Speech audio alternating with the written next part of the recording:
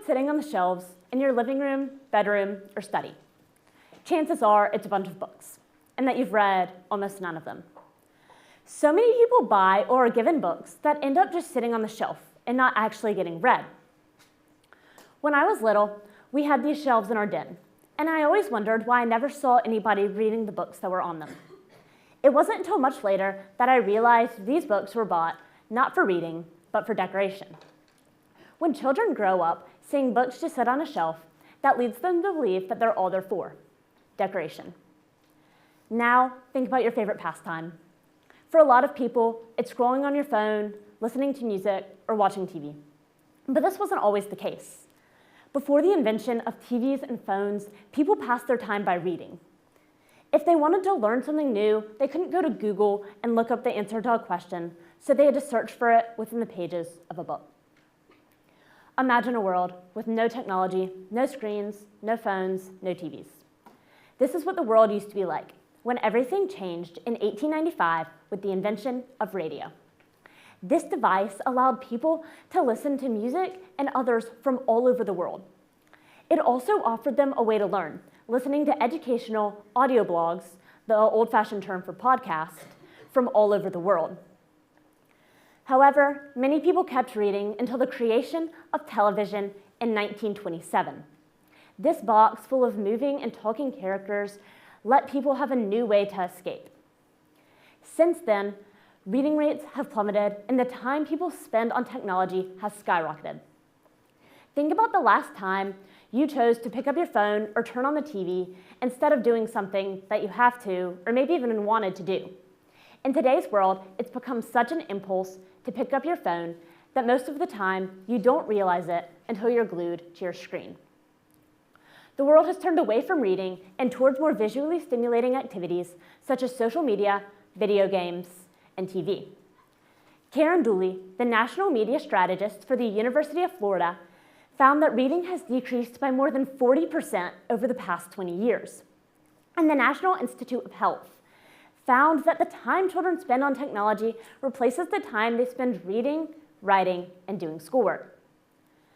My grandmother used to be a librarian, and she would tell me that the most important thing about reading was that it strengthened your ability to do any school subject. It allowed you to comprehend word problems in math, memorize in history and science, and excel at English. And I've learned she's not wrong. A study performed by Arzu Onel, a professor at the University of Kafalas in Turkey, found that when students read outside of school every day, there's a positive correlation with their grades. A similar study was performed in Texas, where a group of biology students read their book of choice for 30 minutes every day. This group's grades were significantly higher than the group who did not read. The problem actually starts from an early age.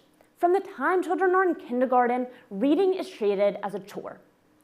I remember in kindergarten being handed a bag of books and told that we should read for 20 minutes after school every day. We didn't get to pick these books, and usually they were pretty boring. It made a lot of kids not like to read. One night, about a year ago, I went over to my family friend's house, and I saw one of them, who was in second grade, complaining that she had to read for 15 more minutes.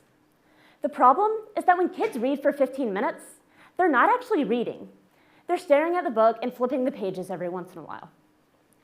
It would be more effective if from the beginning, reading was treated as something children got to do instead of something they had to do, instead of one of just the many things they go through in their classroom every day. Also, if from the beginning, children were able to pick out what books they liked to read, they would enjoy reading much more. Writer Austin Kleon thinks that the number one thing you can do to enjoy reading more is to stop reading books you don't like. It's also important to note that with the creation of audiobooks, people read real books less and less. I love audiobooks, but most of the time when I'm reading them, I'm unfocused and doing some other activity, versus when I'm reading a physical book, I'm fully immersed in what's happening in the book. Also, when reading an audiobook, you're way less keen to read the actual book. That might be how I ended up with 9 books checked out for most of last semester and didn't get past page 100 on most of them. New York Times journalist Laura Miller recounts how when people have the option of listening or reading a book, They almost always choose to listen. Also, something happens in kids who grow up around parents that read. They tend to become strong readers themselves. I grew up watching my mom read dozens of books every year, and I saw her enjoy them. She's one of the reasons I love to read so much today. This mostly happens due to modeling. Children often want to grow up to be exactly like their parents. My other grandmother likes to tell the story of when she was little, and she and her family went on a skiing trip. Her parents and older siblings were sitting around the fire reading. Wanting to be like them, she picked up the book and pretended to read. It might have worked if it wasn't for the fact that she was holding the book upside down, but the point was that she wanted to love to read just like the rest of her family. So how do we bring back this love of reading? First, find a genre that interests you. For me, it's historical fiction. For some of my friends, it's romance or realistic fiction or fantasy. Whatever it is, start finding books that interest you. Next, set aside a time of day to read. It doesn't have to be a large amount of time. Start with 10 or 15 minutes and increase it based on how much you're enjoying. And if you're not enjoying it, then you picked the wrong book. Finally, find a friend or family member to read the book with you. When you're reading the book with a friend, you're significantly more likely to finish the book, and it allows you to realize things and points that you didn't originally see. Once you do these things, reading will become your preferred choice of learning and leisure, and you'll no longer feel the need to fill your days with social media and TV, but within the pages of a book. Thank you.